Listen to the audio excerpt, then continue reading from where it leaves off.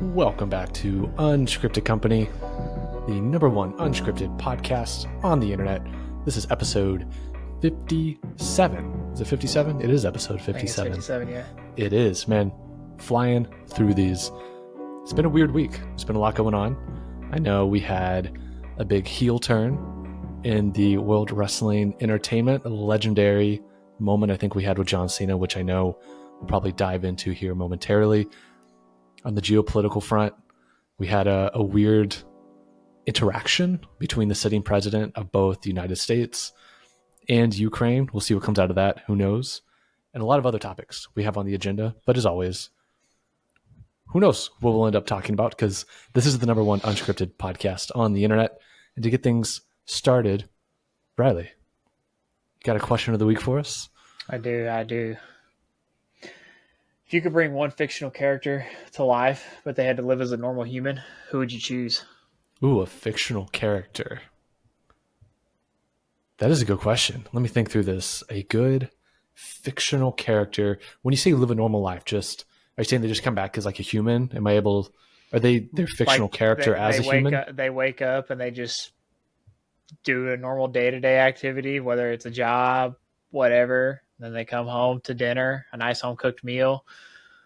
You know, maybe a family. Who knows? Okay. Or Let's maybe go with they live by themselves in a rural part of New York City, and they go home with their crappy takeout because they work a job that they just hate. For a second, I thought you were reading my mind because I was going to joke and say Bruce Banner. He said, go home alone in New York. And I was like, hang on. He's describing Bruce Banner here. And that's who I was going to say. Jokingly, let's go with the Batman. Why not? Yeah? Why would you choose Batman? I have no idea. Because in my mind, I'm trying to think through. I'm really terrible, first of all, about reading fiction in general. I guess I could have thought through TV and movie and isolated someone from there. Like, take out, like, the aspects of, like, because, like, in my mind, I'd be like, oh, okay, like, I want Tony Stark or Iron Man, but you have to think they have to live as a normal human being. They're not a billionaire, or they don't have, like, tons and tons of money. So it's like they're making, like, their $50,000, $60,000 a year. They're just living their life. Okay. I don't know then, because they're not the same person at that point then, are they? If they I guess you have to define what normal would be then. Yeah. I assumed it would just be like bringing a fictional character to life. Like, obviously, if you say you bring back Superman, like, he's not going to be technically an alien, he does live right? a normal life. He does. News reporter, right? Yeah. I said Bruce Banner. I am drawing a blank. What is Batman's actual name? Is it Bruce Banner? Or is it Superman? It's Did I just goof that hard on this? Bruce Wayne. Bruce Wayne. You had the first name. Goodness. You just missed the. I just made up a name. Is Bruce Banner even a thing? He's the Incredible Hulk. Bruce Banner is the Incredible Hulk. Wow. So you can see how closely I pay attention. I didn't even get the same universe correct. It's totally two different universes. Yeah. How about you? Who you got someone in mind? See, if you're going to ask the question, you have to have your own answer too. We'll put you on the spot. You're absolutely right. I do. Moment of panic. See, I want it to be kind of tricky in a sense where it's like take the most like awkward fictional character and bring them to life and see how they would interact in today's society as a normal human being. Yeah. So for me, that is actually kind of a. Because I never think about this. I just ask the questions. I never think about it. That's fair. And I always turn it right back on you. No, I mean, it'd probably be like a Marvel universe kind of, or like some character from Marvel universe.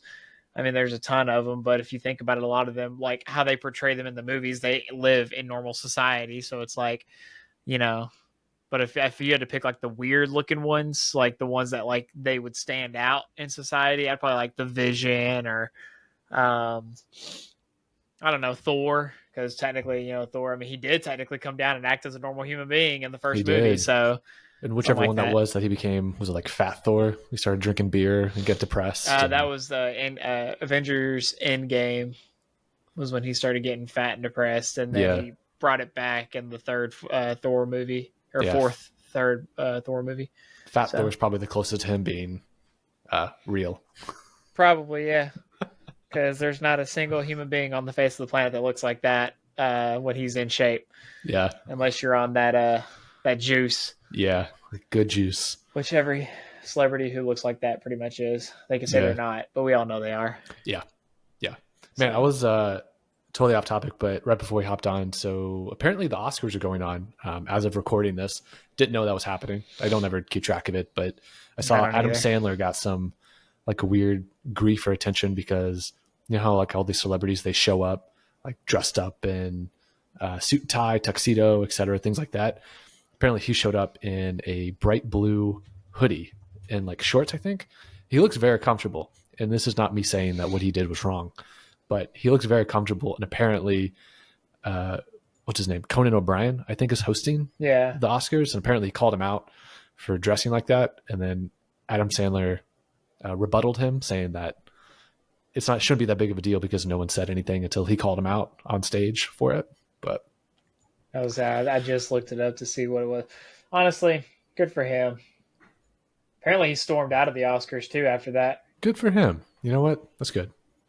That's good. Yeah, I'll be honest. I think the Oscars are just unnecessary. I mean, don't get me wrong. I'm not saying that people don't deserve a reward for their hard work, depending on what it is, though. But they put so much emphasis on it that I'm like, y'all are just a bunch of millionaire celebrities, all these people who you're in your own circle, and it's like y'all wouldn't even be there. I'm not saying y'all wouldn't be there, but you wouldn't be there if it wasn't for us watching what you put out. And so it's like, I don't know. That's just me. There's definitely my list of celebrities that I still have respect for. And it's a very, very small list of celebrities that I still have respect for because they're not afraid to speak out. Like Chris Pratt, I love Chris Pratt. Dude has spoken out a number of times about his faith and tells people straight up, this is how I got here. And then there's other people who I don't know her name. And I know we're getting off on a weird tangent, but I don't know her name. But she won an Emmy or an Oscar or something, and she was like, screw your Jesus Christ. I did this all on my own work. He had nothing to do with it. And I'm like, wait till that day comes and you're going to eat those words because, but it's at the end of the day, our job's to love on people still. But at the same time, it's like, you're going to eat those words if you don't, turn around from that. But either way, I have a very small list of celebrities I still respect. I lost all respect for Dwayne The Rock Johnson. I lost all Really? respect for that man.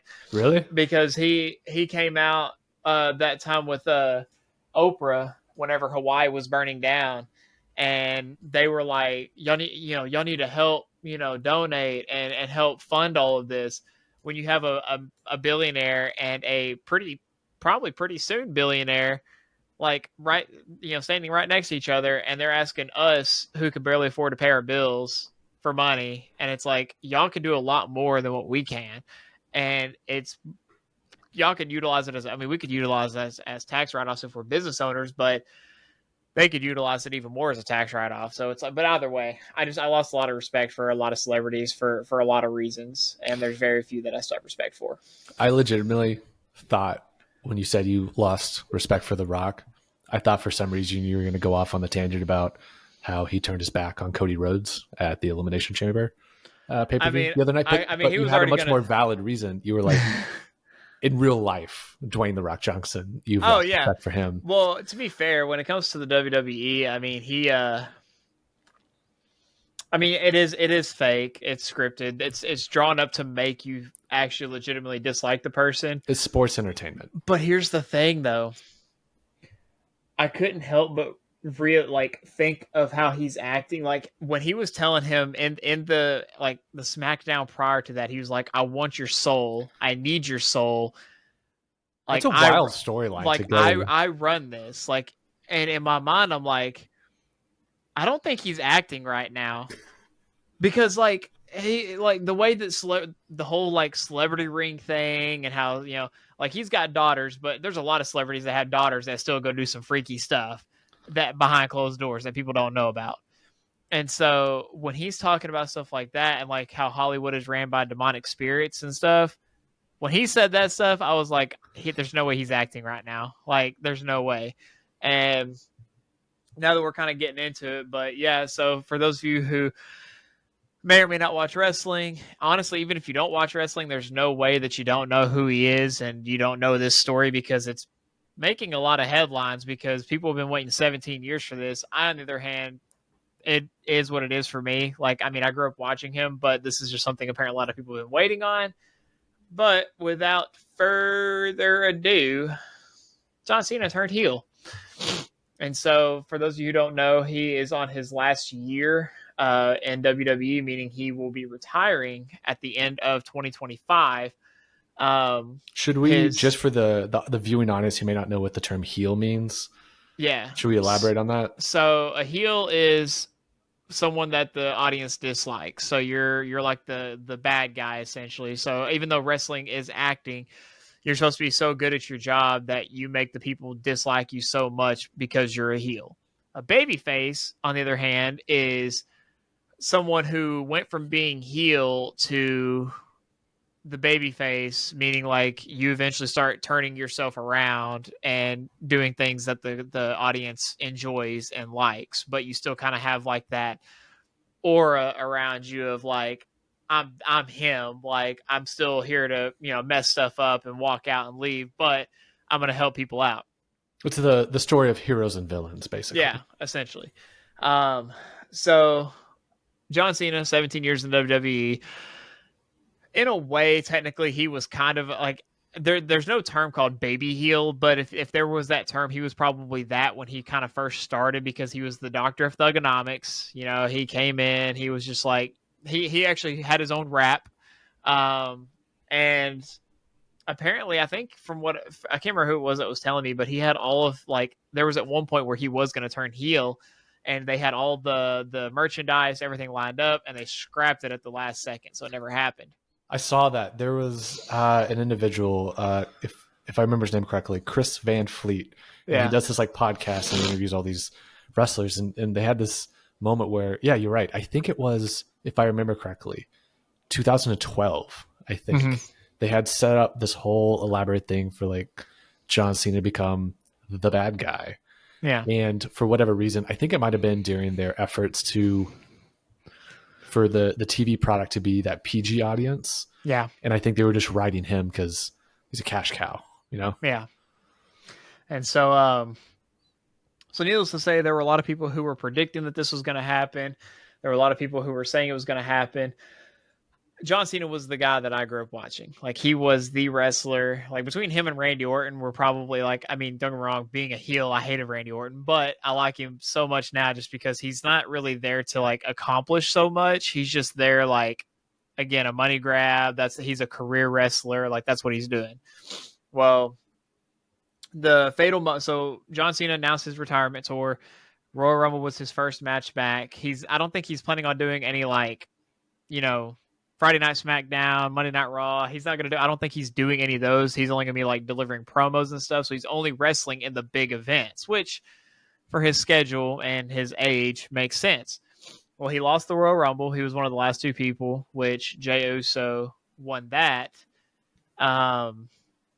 I was actually kind of okay with that. Like I was cool with that because I'm like, dude's been like they've been needing to push him for a hot minute. Like, oh, hope if they let him win the Royal Rumble and then do not let him beat Gunther at WrestleMania, I'm gonna kind of just look them dead in the face about what are y'all thinking?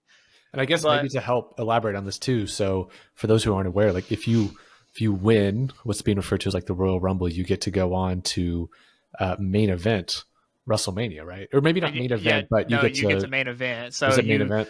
you pick one of the two champions. So it's either the WWE champion or the World Heavyweight champion. And you get to pick one of them to face. And depending on how the storylines have been set up, so in this particular case, Jey Uso and Gunther had already had a rivalry going on. So obviously he was going to pick him to win the championship. The World Heavyweight title was kind of a title that was made like when they brought it back, was kind of made as like a secondary title because Roman Reigns had the WWE championship for so long that they were like, okay, we need this other title. Well, so if you don't win the Royal Rumble, you have the Elimination Chamber, which it used to be you would defend a title in it. Now it's more so you go into the Elimination Chamber, which is a 6-man match, and it's like a giant steel cage. Like like these 4 little pods. You start off with 2 people, and then the pods start opening up one by one, and other people start coming in. It's elimination style. So you essentially you pin someone, they're out of the match. Well, if you win that, then you go on to WrestleMania. Well, John Cena won that. And there were already people saying how there were certain things that were kind of happening along this journey so far that you could already kind of tell that he's going to turn heel. I think one of the most memorable things is after the Royal Rumble, he said, "Me winning my 17th title is what's best for business." Like that is what's best. And realistically, he's not wrong. No one's broken the record. So, and if anyone does, it's Ric Flair's record, right? Is that who it is? Technically speaking, yes, but John Cena's already tied it, so it's technically both of their he's already tied him for that many championships. And if anyone's going to break the record, it should be him. Like Randy Orton's not too far behind, but this late in his career with all the back injuries, neck injuries, I don't see him breaking that record. And I'll be honest, I don't see anyone breaking that record after Cena breaks it at WrestleMania because he's gonna win.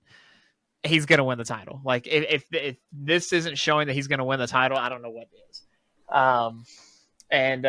Here, let me ask you something, not to get us off topic, but it's kind of in the vein of this is, which is more impressive to you when it comes down to, like, when you look back 50 years, is it more impressive to be like a John Cena where you have 17, potentially 18 titles you've held, or 17 times you've held the world title, or is it more impressive to be like a Roman Reigns where you don't have the quantity of title holds, but you have the longevity of your title holds? So I think both have their positive and negatives. When you have a when you have a number of championship wins, because that means you've also lost that many championships also, right? Yeah, you've lost, whether it be Money in the Bank or you lost a title match, but you've also won that championship back too. So it's like, there's that. You've had that many title reigns. And also, too, like if you add up all his title reigns, I don't know if it even comes close to what that was. But they don't just take the championships. Like they combine them both, but he's had this many WWE championships and he's had this many World Heavyweight championships. So he's had, combining the two, that's how many world titles he's won.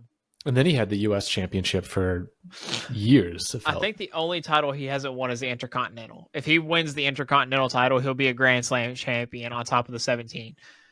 Now, the Roman Reigns side of things, I like Roman Reigns as a wrestler, but when they had the whole bloodline thing and every single match, like you knew what was going to happen, and he was that guy because he held it up during 2020 and during COVID. So like he was that guy.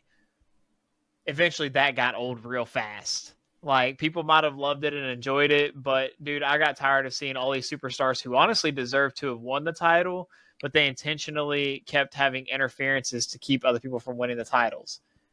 That honestly got old after a while. And it became like people can say, "Oh, he was champion for over 4,000 days." That stopped becoming impressive after like 2,000 days. Like, because even though he had people helping him, like when you're champion that long and then you lose it because a guy came from a different program, that honestly, I don't even know how all that came to how it was, but Cody Rhodes came from AEW, won the Royal Rumble back to back, and then beat Roman Reigns the second time at WrestleMania to win the title. Again, if it were me, I probably would have put that title on somebody else. Like, it might not have been the right time. They had to build him up. I get it. But I probably would have found someone else to put that title on other than Cody Rhodes.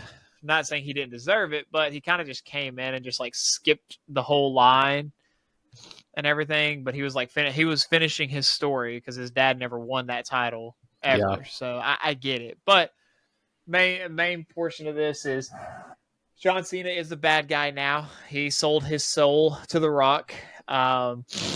And so now he is going to be, it's interesting. It's going to be interesting to see what he's going to be wearing from now on coming out to the ring for the next like 2 months. Cause WrestleMania is in like a month and a half. So it's like, what's he going to be wearing? Is he actually going to be wearing like a suit? Is he going to be wearing, cause he's not going to be wearing his like hustle, loyalty, respect stuff anymore. So it's like, it's going to be interesting to see what he's going to be wearing. But people are also too thinking that he's only going to be this way for 6 months and then he's going to lose the title at SummerSlam. And then he's going to finish his story off as being a babyface again. Like, you know. I've heard rumblings, and I don't know if this is like actually confirmed, but I heard that his last match may be later on in the year at a new pay per view. They'll stand up called Ruthless Aggression, which for anyone who's followed pro wrestling, at least in the modern era, you know, wrestling's been broken up in these eras where you had the Attitude Era, the Ruthless Aggression era, the PG era. I don't know what era they're going to refer to as the reality era, I guess, because it's weird because you have like Logan Paul type characters and these individuals that, you Who know, has no business being in the WWE. I don't know. The dude's talented. I'll give him this. He's not born and bred a professional wrestler, and it's easy to roll your eyes at him, and I totally get it. And also, he was a controversial figure even before his attempt at pro wrestling. But when you watch him work, he's good. And I don't know. I was watching, actually got bored. Well, not bored, but last night my wife had a bunch of her friends over, so I was kind of chilling in my office, just keeping to myself. And I was like, you know what? I saw on Twitter that the Elimination Chamber pay-per-view was on. I was like, you know what? I'm going to stream it. So I went to a secret website that you're not supposed to go to, and I streamed it. And I watched whenever Logan Paul came out, because it was in Toronto. At the beginning of the pay-per-view, they did the national anthem. And they booed it. And so whenever he came out, which was like way later in the pay-per-view, like for the main event, he walked out first, and he goes, hold on a second. He goes back to before the entrance, and he grabs an American flag and does like how, like Hulk Hogan would like swing the American flag around. He's very good at playing the bad guy, and I think he knows that. Yeah. Where was I going with this though? Oh, it seems like his last match, John Cena's, is going to be at this Ruthless Aggression to be announced, newly unveiled pay-per-view. Yeah, because he's committed to a calendar year, and the one unique thing about, I guess it's really not unique to the WWE, but for those who don't know, their version of the Super Bowl is really kind of in the first half of the year. So when you commit to a calendar year, it's not like John Cena's last match is going to be at WrestleMania. It's probably a kickoff to the second half of his last year, at least in active wrestling. He'll probably still show up from time to time, but in terms of like active, I'm almost positive he'll do every pay-per-view. Like, I know for sure he'll do WrestleMania. He'll do SummerSlam. He'll do Survivor Series, because that comes after this as well. So he'll do Survivor Series. Like, he's gonna do all the major pay-per-views for sure. But I mean, again, with his age, I mean, they're not going to overdo it. I mean, dude slimmed down so much compared to where he was at. But so let's think about this here for a second, and let's nerd out about this, because I think we can have an intelligent conversation on this. Let's assume, well, we know Cena's going to WrestleMania. Let's assume he wins the title there. I don't want to say it's a given. I feel like it's a given. I imagine they're going to give Cena the Brock Lesnar treatment, in the sense of he will be unstoppable for the foreseeable future. Who's the one to strip the title at the end of his reign to go forward? Like, is it, my gut tells me two things, and I'm curious to see what your thoughts are. First one would be he beats Cody Rhodes for the title, right? Mm-hmm. Cody takes maybe some time off, or he does his own little thing for a little bit, just a little bit. And then you have Cody turn heel to come back to beat heel Cena. Or is this where they bring Roman Reigns back to truly be like, I'm here to reassert my authority? Or is there a third person that comes out of, somewhere else to... I know it's not ideal, but considering that he kind of... Because of, again, I talked about him earlier, because of his age and the injuries and stuff, but because he's not really a heel, I'd love to see a Randy Orton John Cena match again. I think we will see that. That's a good point. I don't think that'll be his last match to like strip the title. Of course, I'm making the assumption that his last match is stripping the title. That could happen beforehand, potentially. No. He's because like, if they, from what some of the stuff that I've seen, and like I watch like these like people who get like the inside scoop, and somehow they find out like kind of like the 4chan kind of thing. Well, you have like Wrestling Observer, Wrestle Talk, Sean Ross Sapp, those guys. And so they talk about how they talk about or they talked about how he was only going to have the title for 6 months, which would roughly be around the time SummerSlam would come up. So, um, and then he would probably lose the title there. Mm. And then so whoever beats him is already going to be a heel. And then he would eventually, because I think he's only doing this to get the title. Like, he knows that this is probably his only way of getting the 17th title. Yeah. And if he didn't do this, then he wouldn't even have this opportunity, and he wouldn't, because again, The Rock's going to help him get the title. The speculation, though, because I don't know when Survivor Series is, but there was speculation that they were going to have a Team Rock and a Team Triple H, and then whoever's team wins SummerSlam takes full control over WWE, as far as like the writings and the creatives and who's getting what and who's advancing in their careers and who's not. And so I don't know how true that is, but looks like Survivor Series historically has always been in November, so it'd be tail end of the year. It looks like Survivor Series in 2024 took place November 30th. Year before that, November 25th, November 26th. So always the very last. He might not even be in it then. That could it be Team Cena versus Team something? Well, because he his year technically started January, because that was the Royal Rumble. Yeah. So he's got the full year until January. So who knows? But speaking of Brock Lesnar, he went to AEW. He did? Yeah, you didn't see that? No, I did not see that. What? Show me, as long as it's not copyrighted video. But show what? Can I show it on YouTube? No. Turn the audio off, and then you can show me. Usually, it's the audio that'll pick it up. Was it? Because I know Friday nights they do Collision. Was it during that? Like he's professionally working for them? I don't know if he's professionally working for them. Or was he just in the crowd? Okay. For those of you in audio land, we got a video going just without audio, just for the sake of it. So we got John Moxley. Oh, wow. That is interesting. That's a big deal. 1 day ago. Holy crap. They really got him. Interesting. At least that's what I saw here. But yeah, no, that's real. That's a real video. Because I know sometimes they can throw stuff together, but let me just so I can fact check myself real quick. Yeah, I must have not seen it because Brock Lesnar shocks WWE by signing with AEW 2024, and that happened 3 months ago. So he technically signed with them 3 months ago. Interesting. But nothing officially happened until now. You do have to wonder behind the scenes what went down, I guess, politically at the WWE, because Brock Lesnar's a big name, first of all. But from how I interpreted it, he was always a Vince McMahon guy. He was Vince's guy. Well, so is Undertaker. Apparently Undertaker got a lot of flack because he went to the Super Bowl with Vince McMahon. Yeah, but Undertaker predates Brock Lesnar by like an entire Brock Lesnar lifetime. You know? Yeah. Undertaker started working what, late 80s? Like, when was Brock Lesnar born? Yeah. Brock Lesnar was born in the 80s. Yeah. Let's see. He was born in like 84. Yeah, The Undertaker's first match at the time, the World Wrestling Federation, was on November 19th, 1990. Brock Lesnar was born in I think he was born in the early 80s. Let's see here. Brock Lesnar, 1977.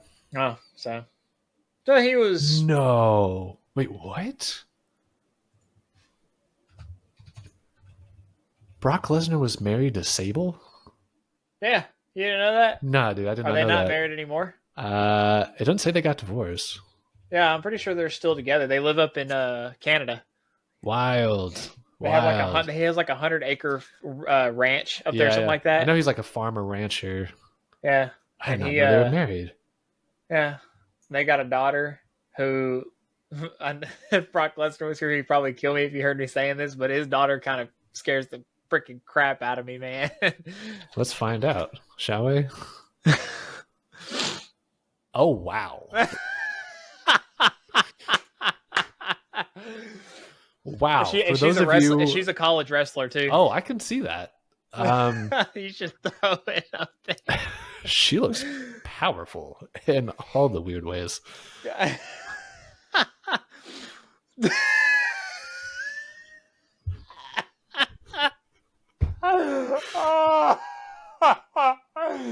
Your I can tell reaction is I just can tell which so. side of the gene pool she got.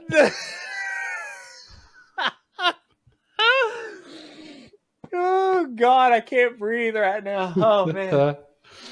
Well, I guess real quick, just to kind of finish out this conversation, one of my favorite things last night was actually looking through all the funny memes that came out of the John Cena heel turn. Yeah. So Friday going into Monday, happy versus sad.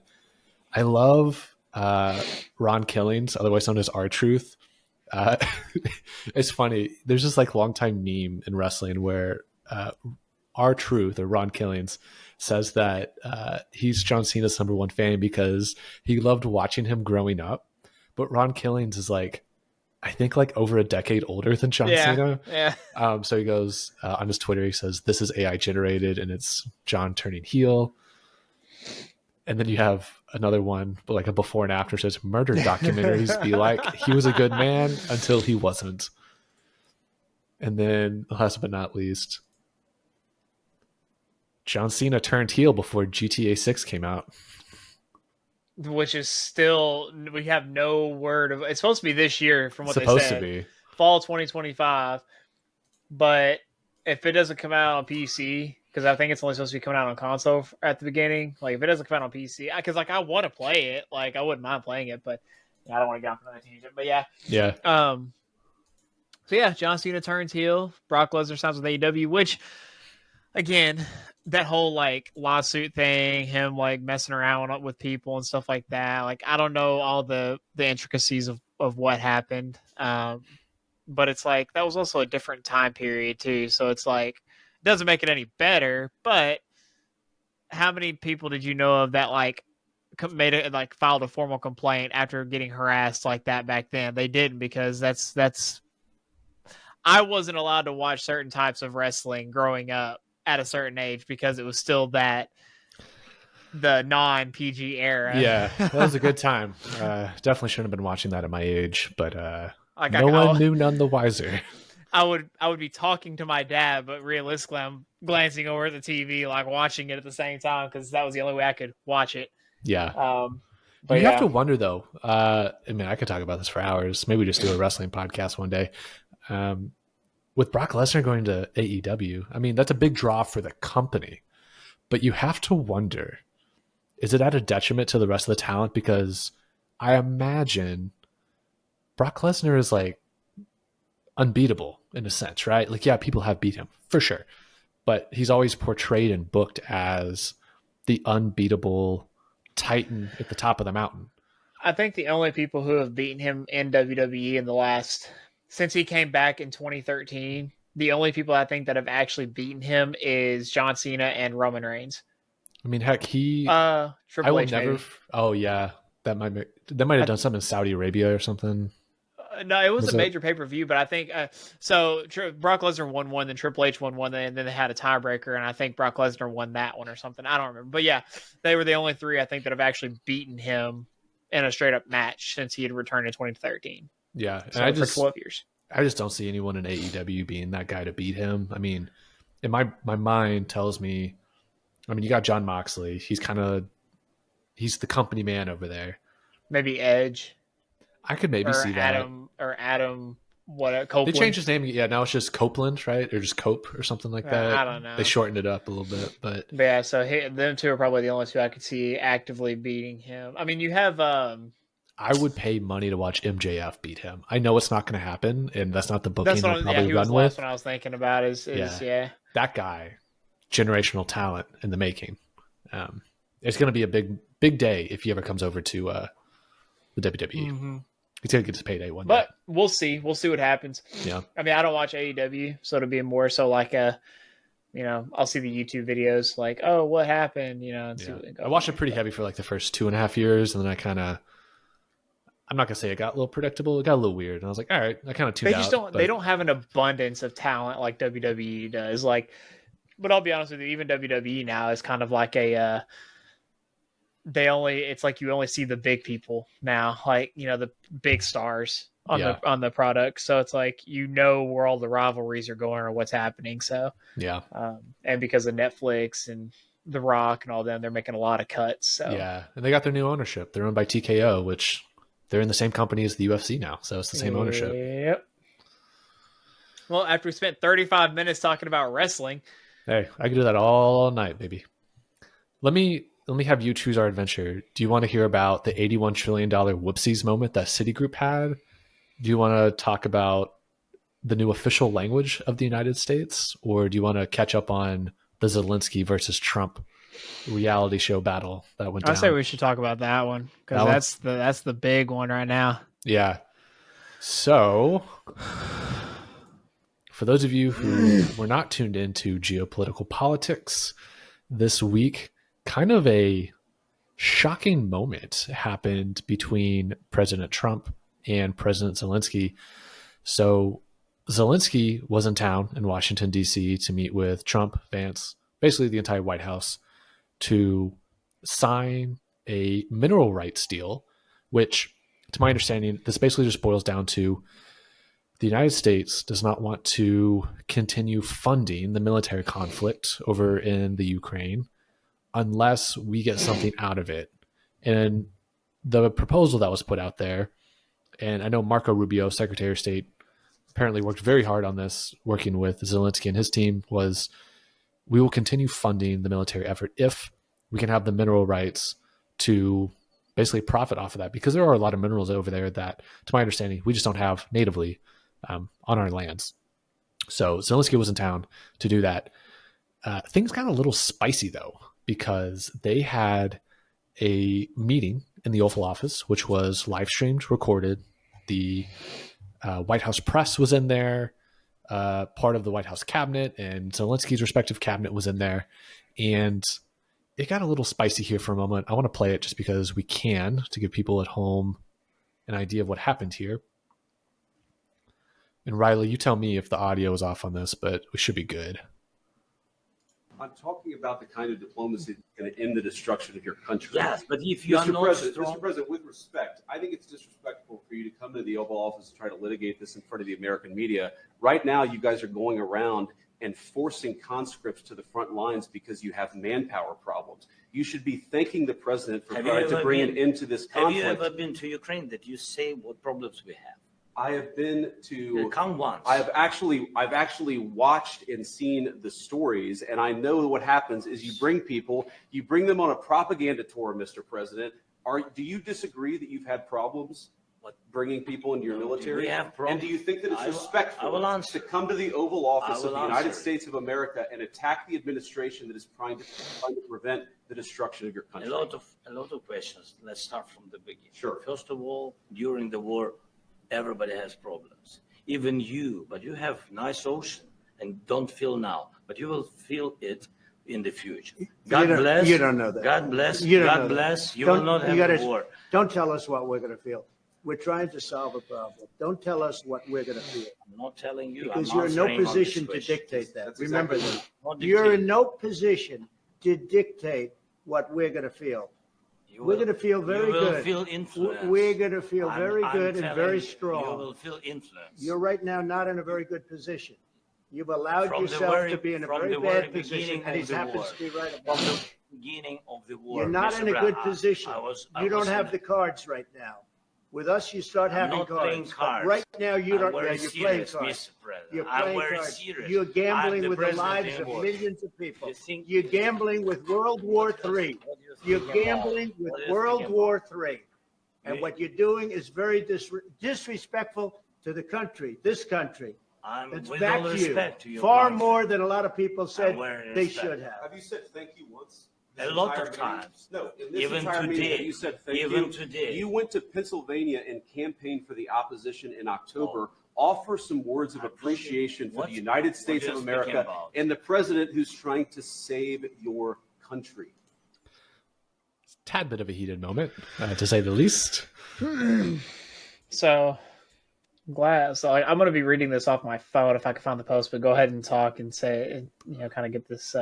Yeah. So basically, that was what we just listened to. That was the tail end of an almost hour-long conversation that was being had in the Oval Office. So I think the overall video is like 50, 55 minutes. That moment was in the last 10 minutes. So people can find the full video out there. It's this public info. The White House posted it. Multiple news media outlets have it posted. But if you start around the 40-minute mark, that's when that starts to go down. So what happened after this was they broke away from the Oval Office, and apparently tension was so high and the frustration increased so much that Trump asked Zelensky to leave the White House because they were actually scheduled to have a press conference later on that afternoon. So he kicked Zelensky out and his administration. They canceled the catered lunch and they canceled the joint press conference they were scheduled to have. And then they just fed, to my understanding, they fed the journalists that were there the lunch that was supposed to be catered to Zelensky and his administration. And they basically sent him packing. So I'm going to try to read this pretty quick, but I don't know this guy on Facebook. But he apparently broke down the entirety of the meeting. Take this with a grain of salt. This probably, again, some of this may be true, some of this may not be true. This could be just his interpretation because, as we know, social media, what people post, things like that. But these are his words, and I quote, "Many of you probably watched what took place between Donald Trump and Zelensky tonight," talking about yesterday. "Whether you're a Democrat or a Republican, you might be thinking to yourself, oh my God, Donald Trump just screwed up. However, as a lifelong practitioner of martial arts strategy and philosophy, let me explain the difference between what you believe you witnessed and what actually happened.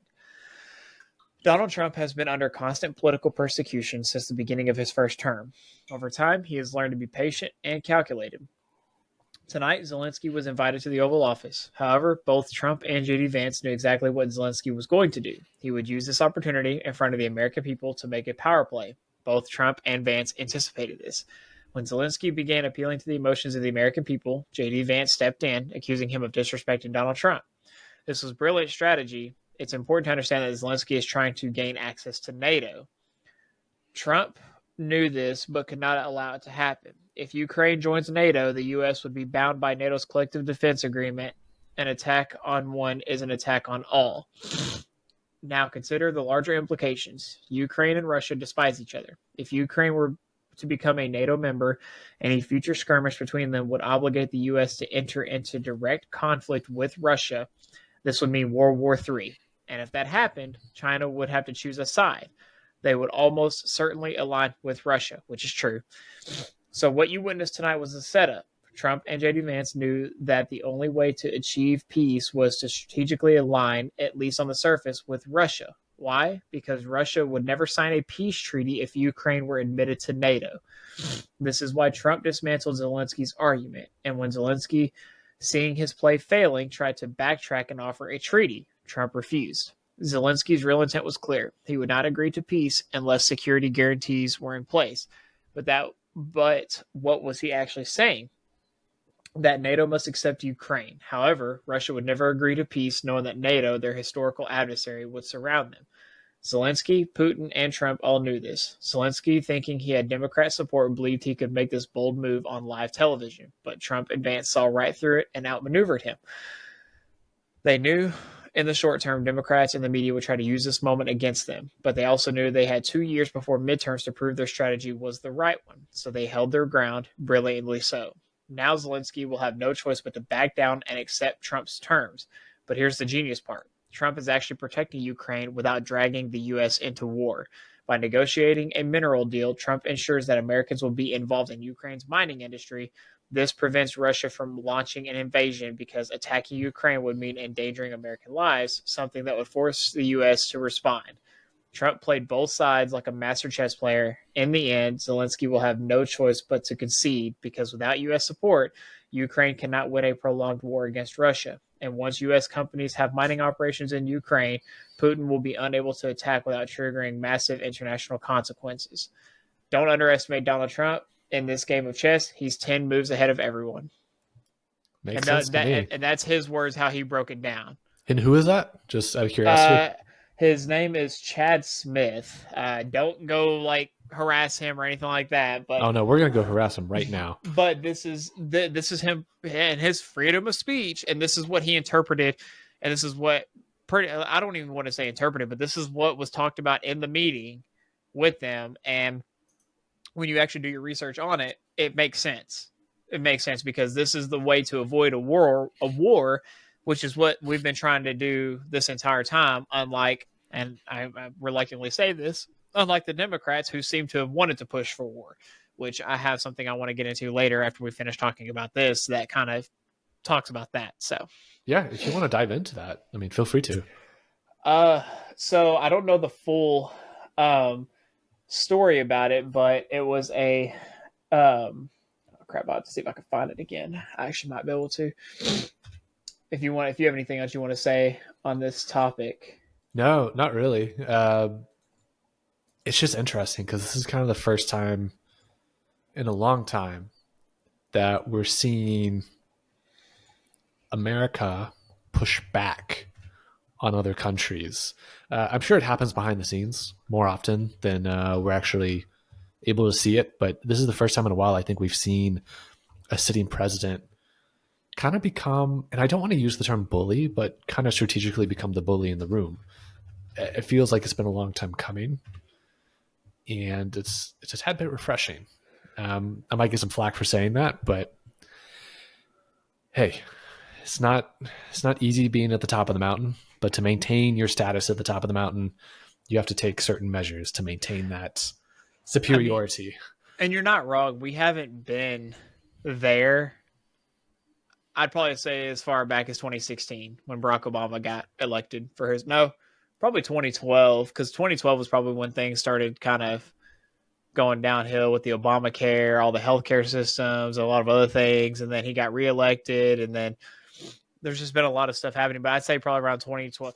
No, I'll tell you what, it was when Harambe got shot. That's when things really started going bad in this country. No, you're not alone. A lot of people actually make that correlation. Whenever R.I.P. Harambe, that was kind of when things went downhill a little bit. Yeah. So this is on X. This is on Alex Jones. I'm pretty sure Elon Musk was on. He went on the Joe Rogan. The Joe Rogan podcast. I don't know which one, but he went on one of them. Yeah, it's the man. Within like a 24-hour period, Rogan put out the Elon Musk episode, which I was watching the other night, and then right after he put out an episode with Bill Murray. I'll say something funny about that right after you play this. Okay. I'm going to try not to watch all of it, but it is 7 minutes. So. For Trump was because, to me, this was a fork in the road, a very obvious fork in the road. If they had another 4 years, they would legalize enough illegals in the swing states to make the swing states not swing states. They would be blue states. Then they would win the presidential. They'd win the House, the Senate, and the presidency. They would then make district, DC into a state. Maybe Puerto Rico, get 4 extra senators, pack the Supreme Court. So then you'll have the House, Judiciary, Senate, and presidency, all blue. And then they will keep importing more illegals to cement that outcome. Basically what happened in California. Jesus Christ. It would have been the end. Yeah. So that's again, now this was back on March 1st. Oh, yes, this was March 1st today. Oh, so this is old. So this is like an old one. This is an old video from, I think, last year. So when he was on the podcast last year, and this is what Elon Musk was talking about, what they were doing. Now, again, we as people. Oh wait, no, this is March 1st, like last night of this year, yeah. But I'm saying though the episode though happened last year. No, Elon was on it yesterday. Oh, it was yesterday. Okay. Yeah. This is very recent. Okay, well, because I knew he was on it like two or three other times, but yeah. So essentially, again, politicians are only going to tell us what they want us to know. They're only going to tell us what they feel like we should know, and nothing more, nothing less, and that's it. So we rely on people like this to tell us what's really going on, you know, kind of give us the inside scoop on everything and kind of figure it out from there. But when you look at the numbers, it makes sense. When you look at everything, it makes sense. Like, we had so many people coming over here illegally and they weren't doing anything about it. And a lot of those states that they had an influx of illegal immigrants, they were the ones that a lot of them tend to vote blue. You know, like they weren't swing states anymore. And so and that was just like the bare minimum. Like, I don't even know how much further if they talk about any more of that, but that's just the beginning of what they wanted for this country. Yeah. And this isn't even the first time I say generations ago, this happened at the turn of the 20th century, 19th and the 20th, where you had immigrants from Europe coming over through like Ellis Island, coming into New York. Yep. And you had situations where you'd have individuals come in and they would say, hey, we have an apartment for you. We got you set up. Here's some spending money. Here's where you can go get groceries. We'll get you a job set up. And then it's one of those where they would come knocking whenever it's time for elections and be like, hey, remember who gave you, you know, the apartment? Remember who got you the groceries? Remember who got you the job? That's who you need to vote for to continue to let this happen. So it's definitely happened before. The playbook has been used effectively. Yeah. This is just like it was an attempt at the modern equivalent of that. Yeah. But the thing is, though, is, you know, back then, the cost of living wasn't as bad. Now it's completely awful. And the cost of living has skyrocketed so much that, you know, people are tired of, you know, giving their own money and their own tax dollars to allow people to come over here to work jobs where they can get paid under the table and for a fraction of the amount that anyone else would get paid, you know, like an American citizen would get paid. So kind of put a damper on a lot of that. And, but this was just like the beginning of it, though. You know, the war, like all the things like that they wanted to happen. And there's still no guarantee we're not going to have a third world war. But I'll be honest, with our current administration, I say our chances have definitely reduced. And like, and people are saying like, oh, Trump is just a lapdog for Putin. If Trump is a lapdog for Putin, what was Joe Biden to Russia? It's a great question. And China. Like, what was that whole party? Like, it's funny because they're still saying that Trump is this to all these other countries. And it was the exact same stuff that we had legitimate evidence for Joe Biden. We have no evidence of that for Donald Trump, to my knowledge, anyways. And if we do, please present it. But yeah, so like, it's just funny. Like, they're still attacking him. They're still saying that, you know, like, we're better under, you know, previous administrations. But I'm like, again, so much has already happened, and we're only almost 2 months into this current administration. So it's going to be interested to see what's going to happen moving forward. But I mean, like, I still don't know how I feel about a lot of the things that are happening, but if it makes the price of things cheaper, again, I don't care. Yeah. So, well, speaking about prices and getting paid, I don't know if you saw this headline. I saw this starting to circulate around different news outlets. The headline was, another near miss. Citigroup mistakenly credited a customer account with $81 trillion. So from CNBC, it says Citigroup mistakenly credited a customer's account with $81 trillion last year when it meant to send it just $280. The payment, which took place last April, was missed by 2 employees, but was caught 90 minutes after it was posted, according to the Financial Times. It was reversed several hours later and reported to the Federal Reserve and Office of the Comptroller of the Currency as a quote-unquote near miss.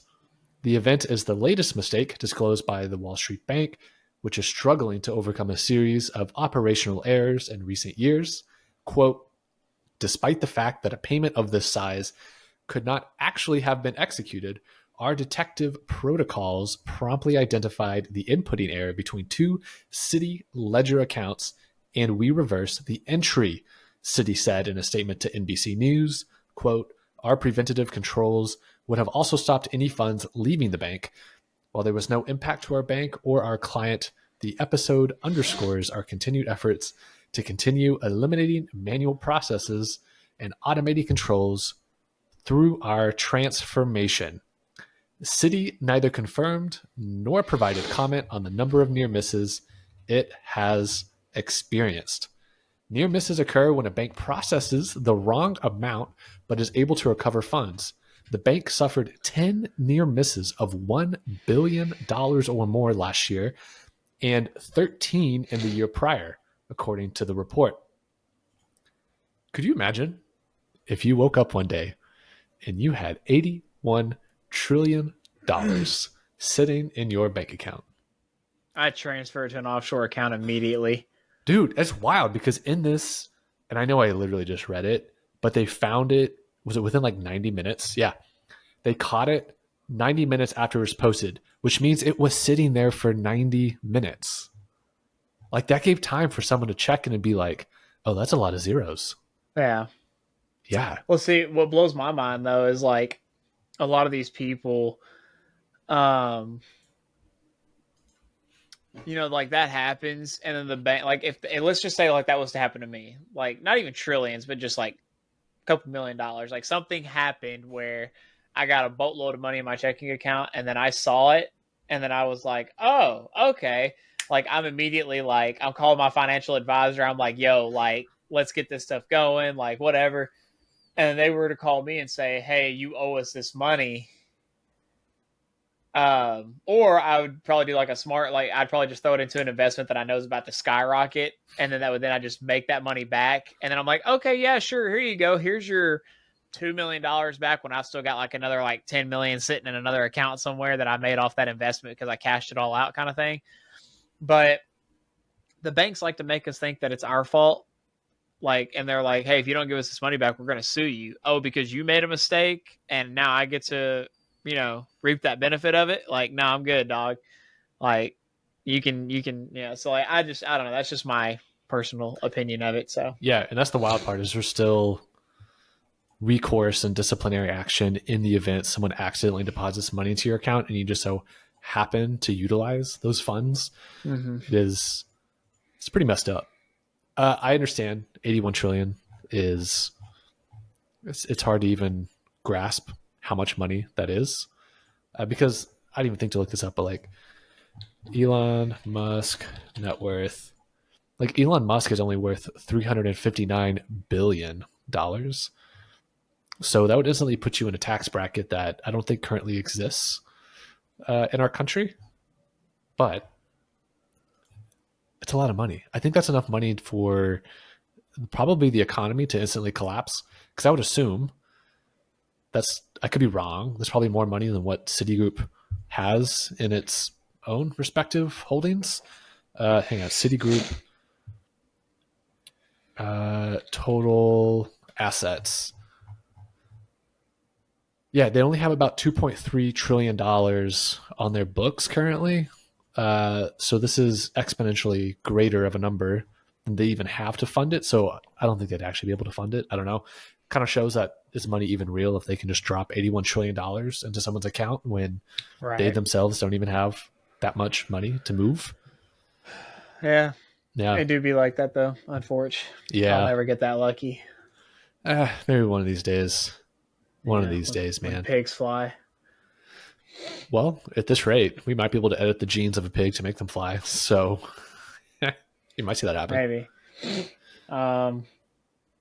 Yeah. No, other than that, I mean, since we're talking about money right now, Nvidia had a huge loss in like the last 24 hours, $450 billion off their stock just plummeted. So that's cool.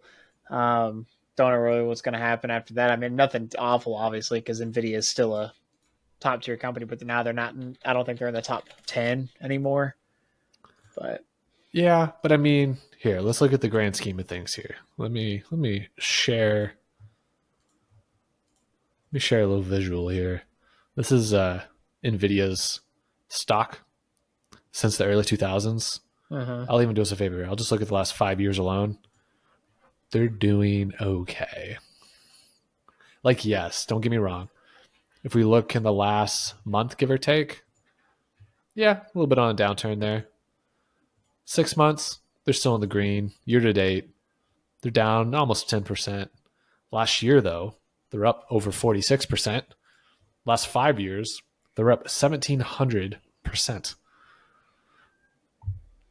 Think about it. If you were in mid to late 2022, $16, $12.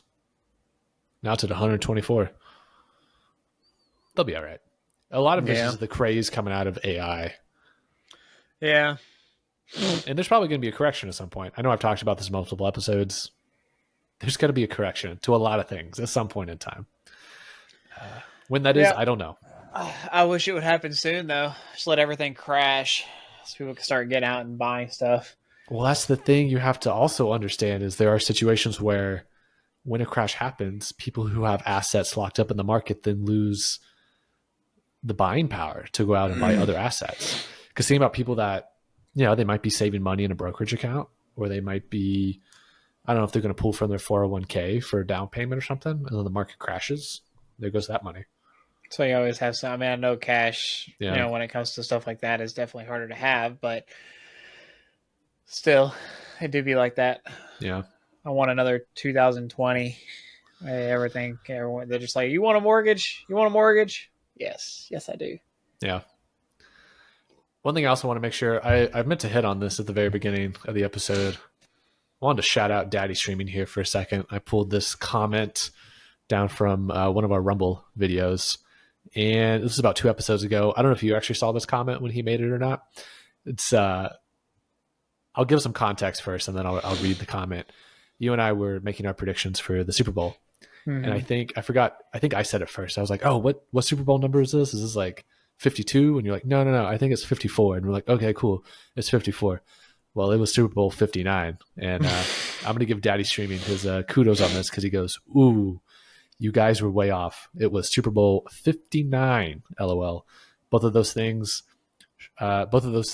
sound absolutely terrifying. I'd rather not live through either of those things, ghosts or conspiracies." When we were talking about, would you rather have every conspiracy theory be true, or would you rather live with ghosts that could interact with humans?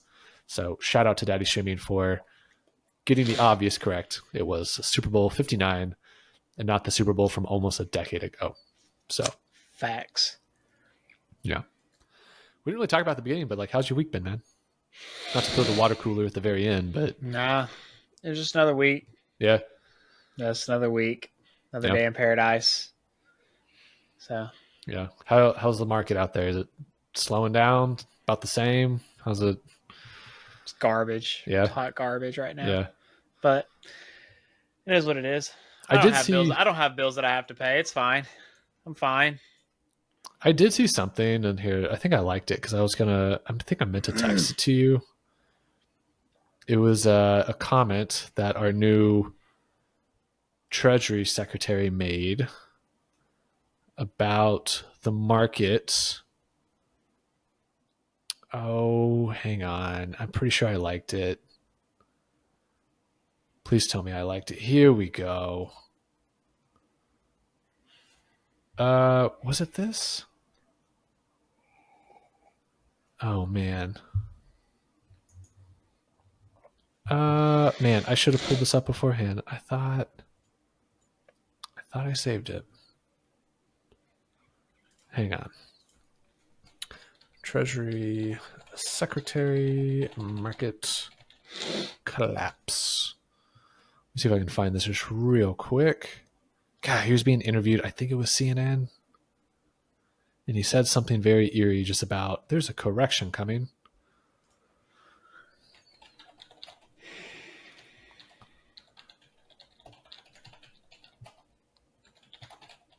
Let's see if Grok can pull something up for me real quick.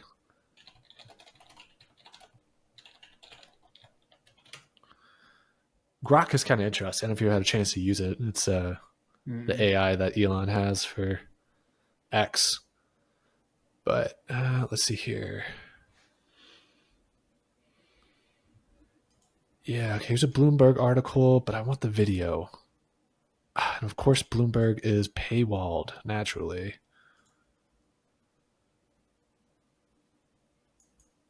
Oh, come on. I should have liked it. I should have had this prepped. Let me think here. How can I pull this up real quick?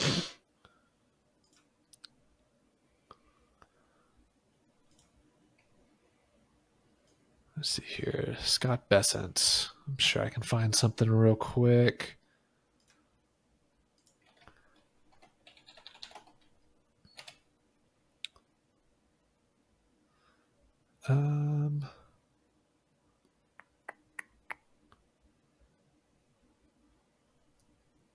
Dang, I don't think I'm gonna be able to find this on the fly. I'll text it to you though. Was it this? Yeah, it was this. Talking about the housing market getting unfrozen a little bit. This is a long video. Paula, somebody you know, who came out with a note today saying the probabilities of a recession are going up. Is that what your numbers show you? David, it's early. I do think that we're seeing kind of the hangover from this excess spending in the Biden 4 years, and what we're going to do now is something that I've talked about several times on your show in the past. We're going to reprivatize the economy, and as we bring down government spending and get the private sector moving again, that may not be a perfect one-to-one ratio, but I'm sure it's going to happen. President Trump said the other day, someone said, well, when does it become your economy? He said, probably 6 or 12 months out. I think I would agree with that. We also are seeing some numbers, some sentiment numbers. The consumer sentiment indicates that inflation expectations are rising.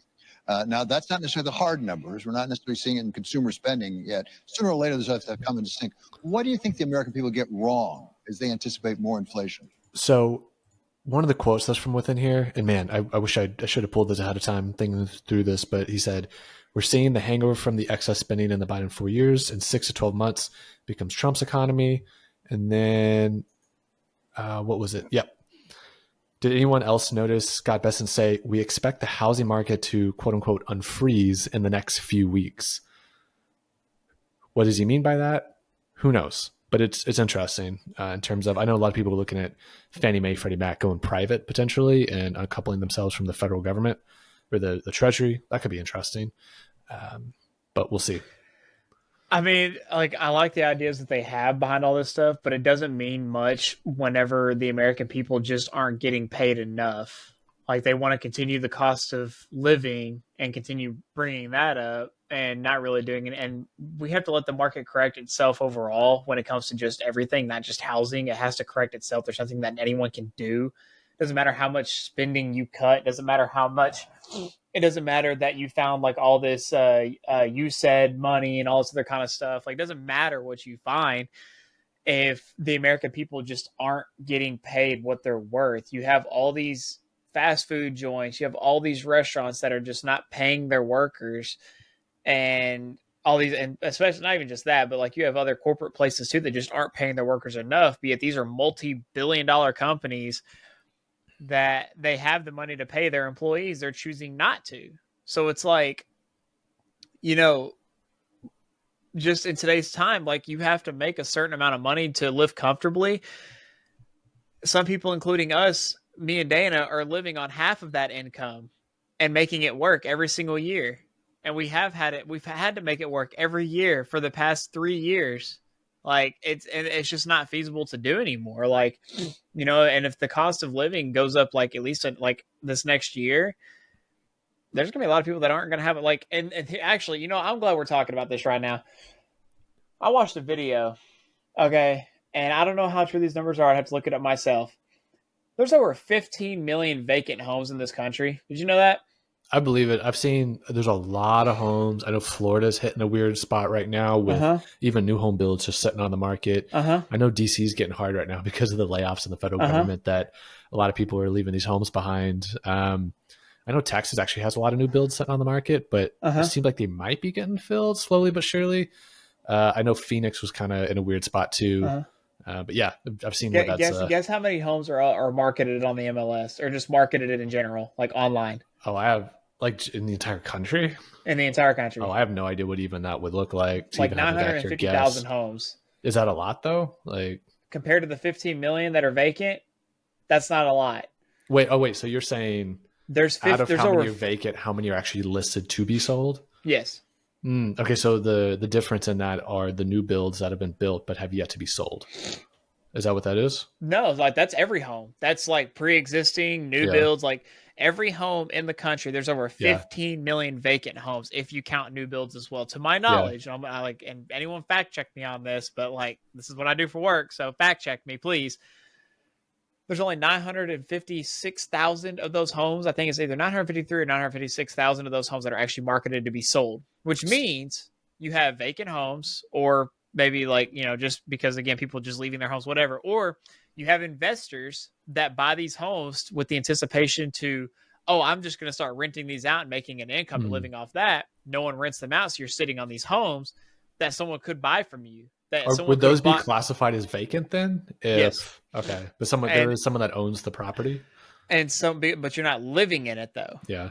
And so the guy that I watched this video of, he had a good idea. And that idea was that you have your home that you live in. Okay. If you choose to buy any additional properties, you get a higher tax on each additional property that you buy. And on top of that, let's just say you own 4 homes, but you only live in one of them, for starting at the 6-month mark, and then every month after that, for every month that home is not marketed and either rented out, sold, or whatever, you're going to get a bill in the mail every single month that you're going to have to pay, no matter if the home is paid off or not. And the bill's just going to increasingly go up because you're choosing, like, you're not listing that home for rent, you're not selling the home. Because there's a lot of investors out there that will spend $20,000-$30,000 above list price, depending on the market, just to get a home from under somebody else. Like if it's like a bidding war, whereas it's like that person that was trying to buy that home was probably within their price range. Well, now you just intentionally priced them out of the market again, because now inflation has driven prices up based on what people are paying for the homes and what the market is saying, forcing people to not build it. Like it's intentionally gatekeeping people from buying homes. Yeah, but I think you have a couple different scenarios here. I think, is the anger coming from when you have like the BlackRocks of the world that are coming in and buying swaths of homes, preventing other potentially first-time home buyers from buying a quote-unquote starter home in a neighborhood? Like, I understand the anger there, but like, I guess to throw a tax on top of someone who, like, I don't have the ability to do this, but like if I went and bought a vacation home, right? Like, why is that a punishment to then have 2 properties? Well, no, you're living in the home a portion of the year though. Yeah, but it's not my primary residence. It does, like, you're still living. But if someone just has properties scattered throughout the country, what if it's an Airbnb? You're marketing it then. Okay. Yeah, but you can't just throw a property up on there just to throw a property up on there. Like, it has to be livable, first of all. So if you're going to market something on Airbnb, it has to be livable. Yeah. Like, you have to have things inside. Like, it has to be cleaned up, has to be maintained, it has to be a livable property. Or if you're marketing it for rent, or if you're marketing it to sell, though, like, you're actively marketing that property, trying to sell it. So therefore you're not going to get taxed on it. But if you have properties just sitting, and I say, like, I'm not even talking about necessarily BlackRocks. Like, I had, during my first year of real estate, there were a couple times where I was in a bidding war, essentially, like an offer, multiple offer situation. And my clients lost out on a couple homes because an investor that just had the money and just came in and threw like an extra $30,000 in cash on top of it. Who the hell has $30,000 in cash just lying around unless you've built up that portfolio? Yeah, unfortunately, a lot of people do, like, statistically, because one thing Texas went through, especially over the last like decade, give or take, is you have people who are coming from places where there's already a higher cost of living, and so they're able to, maybe they've either done well in business or liquidated properties elsewhere, and they can come in and they literally have 6 figures worth of cash to play with, and they can outbid just because they want to be in a certain geography or have that asset for whatever reason. That's such a crap. Like, it's just like, I get it. They're in a different mindset, but it's such a crappy thing to do, though. It really is. Like, you could have any home you wanted, but yeah, you're looking at like a low cost home that someone could actually afford the mortgage for, And then because you bought that home and paid $30,000 over list price, you're inflating the pricing of other homes. Like whether you're doing it intentionally or not, you're inflating the price of homes in that neighborhood or in that area. And therefore that mortgage that person once could afford can no longer afford. And they have to go back and now save up another $20,000 just to be able to afford that home. Yeah, no, I get it. And it sucks. It's just like, I don't know. I guess I see it firsthand. Like, and you do too in the DFW area. But I remember like when my parents moved out of the Austin area, they had cash offers coming in before the MLS listing even happened. And it was just a 3-bed, 2-bath, 1-story home in a very simple neighborhood. Nothing fancy. Meanwhile, I can't even get a single showing scheduled for my home over in Frisco. Yeah. But I haven't had anything. No activity. Yeah. But also, I mean, this was also in 2021 when interest rates were laughably low and, prices were going up rather than already up. I'm just saying there's so many homes that are vacant that no one's living in. Like, are we really saying there's 14 million homes that are legitimately vacant? That's a huge number. Like legitimately vacant. I mean, when you think about it, there's over 300 million Americans. In the country. So it's like, but I mean, if you're taking into consideration, like there's more renters in Austin than there are homeowners. Well, that's what I'm saying. Yeah. That's a whole nother conversation I want to get into, but that's also an issue with the housing market too. Is like you expect someone to pay $2,000 a month for a 2-bedroom apartment at minimum, depending on where you're living at, $2,000 a month for a 2-bedroom apartment, but then you're building these homes that are actually made out of not really good materials compared to how homes used to be built, and then you're charging them and then they're paying $2,700 a month, $3,000 a month for a mortgage. But they can't afford that, but you want to stick them into a $2,000 a month apartment where they probably could barely afford their bills and that as well. So it's like apartment living should be affordable enough so you could save money to then get to the house. That's not where we live at now. I don't disagree. Yeah, I don't disagree. I just know like my 1-bedroom apartment was about to be $1,800 before I left. So, and it wasn't even in like a fancy part of town or anything. It was just I mean, we still pay cheap here, but it doesn't. The fact remains is like all of until I actually get some investments going, like that's the kicker is unless you're smart and knowledgeable in a sense where you know where to put your money at for it to grow and grow it at a pace that's fast enough to where you can start receiving the dividends from it in a timely manner. Like if you're not ahead in all that, then you're kind of just, I don't know when you're like, I wouldn't even say ahead, but unless you're just keeping up with how the market is going, you're just not there, And again, there's definitely a huge, like they got to fix the cost of living somewhere. Like I know it's not all black and white like that, but they got to do something. Like the cost of living versus how much people are making it's just not there anymore. Yeah. And I don't think it'll ever get I don't even think it'll ever get remotely close to what it used to be.